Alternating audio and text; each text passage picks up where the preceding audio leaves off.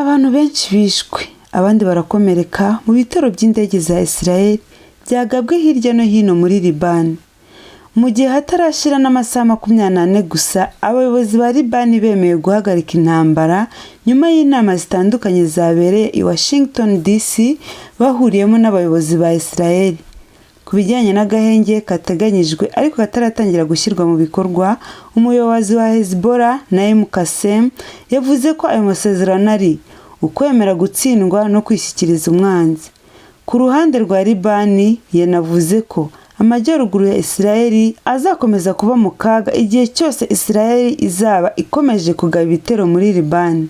Umugaba w'ingabo zidasanzwe za Iran yatangaje ko nibura Hezbollah isaba ko Israel iva mu myanya yari irimo mbere y'uko intambara ya Amerika na Israel kuri Iran itangira mu mpera za Gashyantare. Hagati aho Minisiteri y'Uburezi bwa Gaza yatangaje ko nibura Abanyapalestine 11 bishwe mu bitero bya Israel byagabwe mu masaha 24 ashize, mu gihe abandi benshi bakomeretse. Ibi byose bikomeje kugaragaza ko nubwo hari ibiganiro by'agahenge, umwuka mubi n'imirwano bikomeje gukaza umurego mu karere k'uburasirazuba bwo hagati. Mu gihe isi yari yiteze ko amasezerano mashya y'agahenge hagati ya Israel na Libani ashobora guhagarika amaraso yaramaze igihe ameneka, ibintu byafashe indi ntera mu masaha make nyuma y'itangazwa ry'aya masezerano. Ibisasu byongeye kumvikana mu majyepfo ya Libani, indege zitagira abapilote zongera kugaragara mu kirere, abaturage bongera guhunga ingo zabo. Iyi nkuru y'intambara ikomeje guhindura amateka y'uburasirazuba bwo hagati, aho amakimbirane hagati ya Iran, Israel, Hezbollah na Libani akomeje gushyira akarere mu kaga gakomeye. Mu ntangiriro za 2026 umwuka mubi hagati ya Iran na Israel warushijeho gukomera. Ibihugu byombi byashinjanyaga ibikorwa byo guhungabanya umutekano mu karere. Nyuma y'imirwano ikaze yamaze amezi menshi, Leta Zunze Ubumwe za Amerika zagerageje guhuza Israel na Libani kugira ngo habeho agahenge. Ibiganiro byabereye i Washington byatumye hatangazwa amasezerano mashya agamije guhagarika imirwano no gushyira igice cy'amajyepfo ya Libani. Ariko ikibazo gikomeye cyari cyuko umutwe wa Hezbollah utari muri ibyo biganiro. Mu gihe abaturage bamwe batangiye kwizera ko amahoro agarutse, indege za gisirikare za Israel zakomeje kugaba ibitero mu majyepfo ya Libani.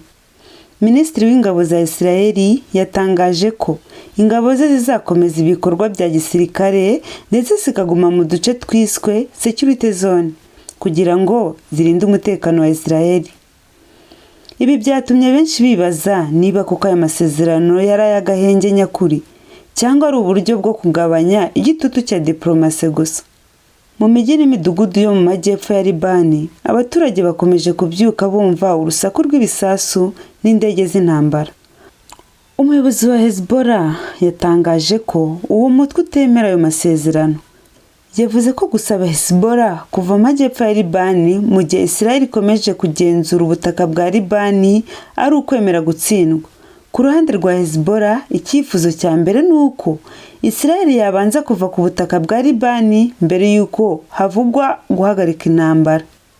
Iri tangazo ryatumye icyizere cy'amahoro kigabanuka cyane. Abaturage nibo bakomeje kwishyura igiciro kinini cy'intambara. Ibitero by'indege n'ibisasu byahitanye abantu benshi mu bice bitandukanye bya Libani. Imiryango myinshi yavuye mu byayo ihunga intambara. Raporo zitandukanye zigaragaza ko abantu barenga 1 miliyoni bamaze kwimurwa n'intambara, mu gihe ibihumbi byinshi byatakaje ubuzima kuva imirwano yakaza umurego. Abana benshi ntibagisubira ku mashuri, ibikorwa by'ubucuruzi byahagaze, naho amavuriro n'ibikorwa remezo byinshi byangiritse. Iran ni umwe mu bafatanyabikorwa bakomeye ba Hezbollah. Tehran ivuga ko idashobora kwemera ibiganiro by'amahoro mu gihe Israel ikomeje kugaba ibitero muri Libani. Abayobozi ba Iran bakomeje gusaba ko habaho ihagarikwa ry'ibitero no kuva kw'ingabo za Israel ku butaka bwa Libani mbere y'uko habaho andi masezerano mashya. Ibi byerekana uburyo ikibazo cya Libani gifitanye isano n'intambara nini iri hagati ya Irani na Israel. Perezida wa Amerika n'abadiplomate bayo bakomeje gushaka uburyo bwo kugabanya ubushyamirane muri aka karere. Ariko ikibazo gikomeye ni uko impande zose zifite ibyo zisaba kandi ntizifuza gusubira inyuma. Mu gihe Irani ivuga ko igomba gukomeza kurinda umutekano wayo. Ariko ikibazo gikomeye ni uko impande zose zifite ibyo zisaba kandi zitifuza gusubira inyuma.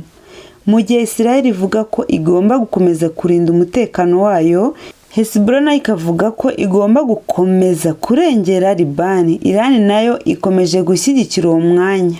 Uyu munsi amajwi y'ibisasu aracyumvikana mu majyepfo ya Libani. Abaturage bakomeje guhunga, ingabo zikomeza ibikorwa bya gisirikare, naho abayobozi b'isi bakomeje gushaka igisubizo.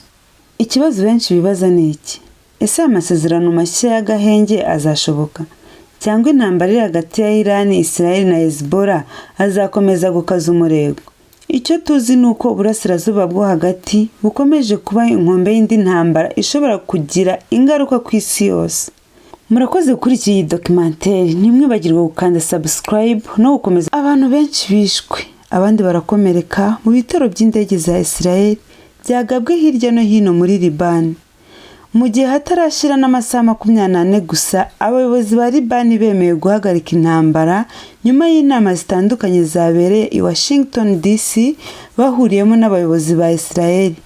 Ku bijyanye n'agahenge kateganyijwe ariko kataratangira gushyirwa mu bikorwa, umuyobozi wa Hezbollah Naim Qassem yavuze ko ayo masezerano ari ukwemera gutsindwa no kwishyikiriza umwanzi. Ku ruhande rwa Libani yanavuze ko amajyaruguru ya Israel azakomeza kuba mu kaga igihe cyose Israel izaba ikomeje kugaba ibitero muri Libani.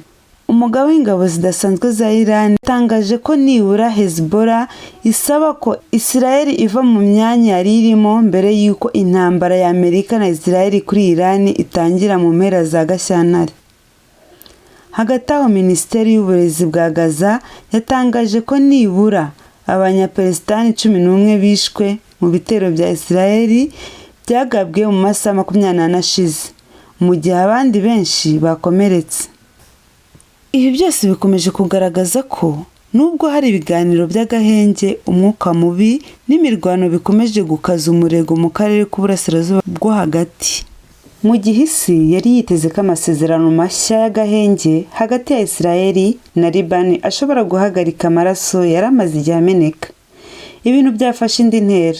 Mu masaha make nyuma y'itangazwa ry'aya masezerano, ibisasu byongeye kumvikana mu majyepfo ya Libani, indege zitagira abapilote zongera kugaragara mu kirere, abaturage bongera guhunga ingo zabo.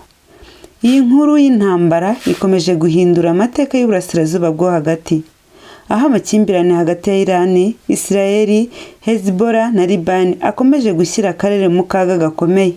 Mu ntangiriro za 2026, umwuka mubi hagati ya Iran na Israel warushijeho gukomera. Ibihugu byombi byashinjanyaga ibikorwa byo guhungabanya umutekano mu karere. Nyuma y'imirwano ikaze yamaze amezi menshi, Leta Zunze Ubumwe za Amerika zagerageje guhuza Israel na Libani kugira ngo habeho agahenge. Ibiganiro byabereye i Washington byatumye hatangazwa amasezerano mashya agamije guhagarika imirwano no gushyira igice cy'amajyepfo ya Libani. Ariko ikibazo gikomeye cyari cyuko umutwe wa Hezbollah utari muri ibyo biganiro. Mu gihe abaturage bamwe batangiye kwizera ko amahoro agarutse, indege za gisirikare za Israel zakomeje kugaba ibitero mu majyepfo ya Libani. Minisitiri w'ingabo za Israel yatangaje ko ingabo ze zizakomeza ibikorwa bya gisirikare ndetse zikaguma mu duce twiswe security zone kugira ngo zirinde umutekano wa Israel. Ibi byatumye benshi bibaza niba koko aya masezerano yari ay'agahenge nyakuri cyangwa ari uburyo bwo kugabanya igitutu cya diplomasi gusa. Mu mijyi n'imidugudu yo mu majyepfo ya Libani, abaturage bakomeje kubyuka bumva urusaku rw'ibisasu n'indege z'intambara. Umuyobozi wa Hezbollah yatangaje ko uwo mutwe utemera ayo masezerano. Yavuze ko gusaba Hezbollah kuva mu majyepfo ya Libani mu gihe Israel ikomeje kugenzura ubutaka bwa Libani ari ukwemera gutsindwa, Ku ruhande rwa Hezbollah, icyifuzo cya mbere ni uko Israel yabanza kuva ku butaka bwa Libani mbere y'uko havugwa guhagarika intambara. Iri tangazo ryatumye icyizere cy'amahoro kigabanuka cyane. Abaturage nibo bakomeje kwishyura igiciro kinini cy'intambara. Ibitero by'indege n'ibisasu byahitanye abantu benshi mu bice bitandukanye bya Libani. Imiryango myinshi yavuye mu byayo ihunga intambara. Raporo zitandukanye zigaragaza ko abantu barenga miliyoni 1 bamaze kwimurwa n'intambara, mu gihe ibihumbi byinshi byatakaje ubuzima kuva imirwano yakaza umurego. Abana benshi ntibagisubira ku mashuri, ibikorwa by'ubucuruzi byahagaze, naho amavuriro n'ibikorwa remezo byinshi byangiritse. Iran ni umwe mu bafatanyabikorwa bakomeye ba Hezbollah. Tehran ivuga ko idashobora kwemera ibiganiro by'amahoro mu gihe Israel ikomeje kugaba ibitero muri Libani. Abayobozi ba Iran bakomeje gusaba ko habaho ihagarikwa ry'ibitero no kuva kw'ingabo za Israel ku butaka bwa Libani mbere y'uko habaho andi masezerano mashya. Ibi byerekana uburyo ikibazo cya Libani gifitanye isano n'intambara nini iri hagati ya Iran na Israel. Perezida wa Amerika n'abadiplomate bayo bakomeje gushaka uburyo bwo kugabanya ubushyamirane muri aka karere. Ariko ikibazo gikomeye ni uko impande zose zifite ibyo zisaba kandi ntizifuza gusubira inyuma. Mu gihe Iran ivuga ko igomba gukomeza kurinda umutekano wayo. Ariko ikibazo gikomeye ni uko impande zose zifite ibyo zisaba kandi zitifuza gusubira inyuma. Mu gihe Israel ivuga ko igomba gukomeza kurinda umutekano wayo, Hezbollah nayo ikavuga ko igomba gukomeza kurengera Libani. Iran nayo ikomeje gushyigikira uwo mwanya. Uyu munsi amajwi y'ibisasu aracyumvikana mu majyepfo ya Libani. Abaturage bakomeje guhunga, ingabo zikomeza ibikorwa bya gisirikare, naho abayobozi b'isi bakomeje gushaka igisubizo. Ikibazo benshi bibaza ni iki: ese amasezerano mashya y'agahenge azashoboka? Cyangwa intambara iri hagati ya Iran, Israel na Hezbollah azakomeza gukaza umurego? Icyo tuzi ni uko uburasirazuba bwo hagati bukomeje kuba inkombe y'indi ntambara ishobora kugira ingaruka ku isi yose. Murakoze kuri iyi documentaire, ntimwibagirwe gukanda subscribe no gukomeza gukurikirana amakuru